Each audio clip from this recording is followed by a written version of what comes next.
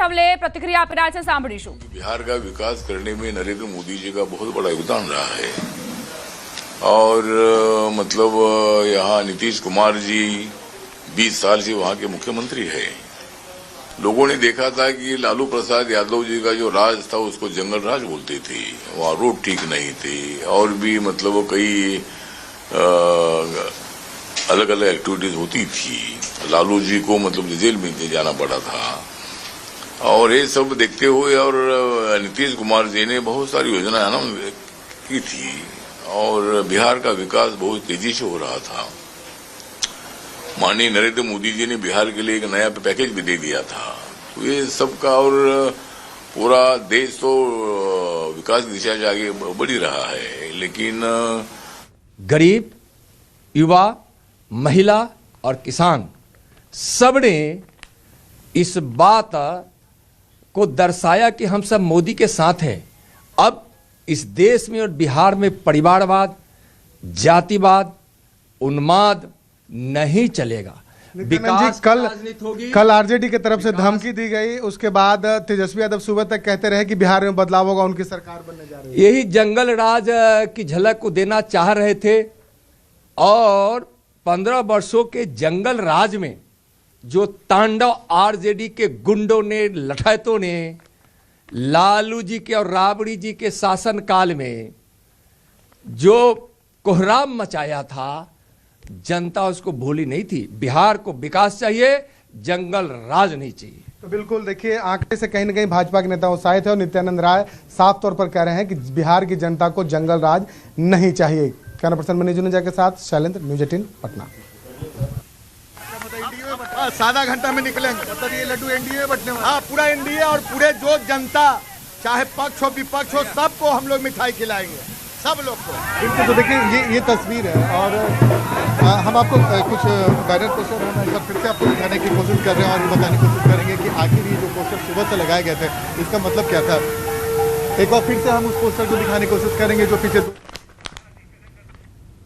બિપિનભાઈ, તમારી પાસે આવવા માંગીશ। આ વખતે એનડીએનો જાદુ ફરી એક વખત ચાલ્યો છે। આરજેડી પાસે ખૂબ જ મોટા અવસર હતા કે તેઓ નીતિશ કુમારના સ્વાસ્થ્ય સંબંધિત મુદ્દો પણ તેમણે ઉઠાવ્યો અને આટલા વર્ષોથી નીતિશ સરકાર આટલા વર્ષોથી કાબિજ છે બિહારના સત્તામાં, તો તમે કેવી રીતે આંકલન કરી રહ્યા છો બિહારના જનમાનસ પર?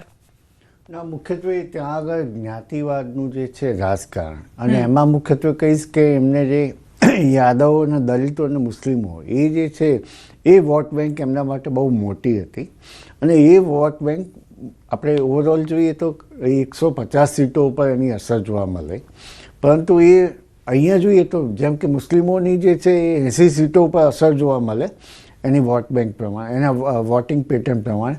તો એ 100% વોટો મુસ્લિમોના પણ આપણે જે કહીએ તો એ એનડીએમાં જે છે કન્વર્ઝન થયું, દલિતોના વોટોનો જે છે એ પણ કન્વર્ઝન થયું। મુખ્યત્વે જે છે કે ભાઈ જેમ કોંગ્રેસની જે અધોગતિ જોવા મળી રહી છે એવી રીતે આ જે છે કે 2005 પછી ઓવરઓલ જોઈએ તો જે આરજેડીનું જે પતન થવાનું જે છે એ પ્રમાણે આ જે ઇન્ડિકેશન જોવા મળે છે, તો એ પ્રમાણે યાદવ જે છે, માયમાંથી આપણે યાદવ જે કાસ્ટ છે એ યાદવના વોટોનું કન્વર્ઝન પર જે છે એ વિકાસ એટલે કે નીતિશજી અને જે છે બીજેપીના જે પાસે રહ્યું એ બહુ મોટી બાબત છે। આપ આપની વાત પૂરી કરશો। એક મહત્વપૂર્ણ સમાચાર, બિહારમાં કોંગ્રેસની ભૂંડી હાર થઈ છે।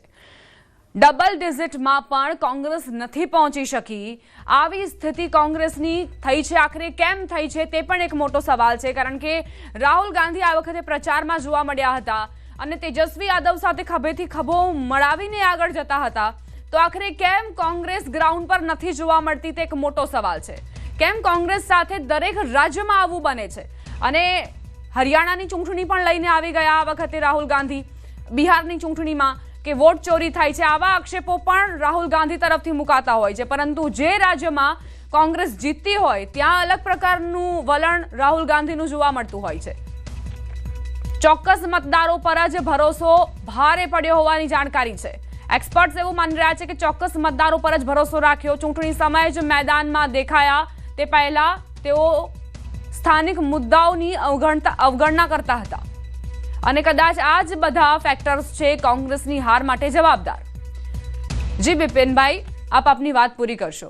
મુખ્યત્વે જે આપે જે કીધું એ બરાબર છે કે કોંગ્રેસ જે છે એ પોતાનું જે છે સ્ટ્રક્ચર અને બીજું એમનો જે મેઇન મુદ્દાઓ જે છે, જ્યારે તમે ગ્રામીણ બિહારમાં બીમાર સ્ટેટમાં બિહાર ત્યાં આગળ આપણે વોટ ચોરીને એમાં જે છે એ મુખ્ય મુદ્દાઓ તમે હાઇલાઇટ કરો ને વિકાસના મુદ્દાઓ અને એમના વેલફેરની વાતો જે છે ભલે મેનિફેસ્ટોમાં મૂકી પરંતુ એ લોકો સુધી ના પહોંચે કે એનું કન્વર્ઝન ના થાય કે બીજો તેજસ્વી યાદવનું જે એમને સપોર્ટ જે છે, પરંતુ એ બંને માટે જ્યારે division means divide and rule જેવી જે છે કે એમના ગઢ જે આપણે કહીએ કે એમના ગઢમાં પણ જો એમને જે છે એ ત્યાં બંને એ પાછું પડવું પડ્યું હોય તો એ આ પરિસ્થિતિ જે છે વોટર્સોનું જે છે એ વિકાસના પ્રત્યે એમને આ જે વોટ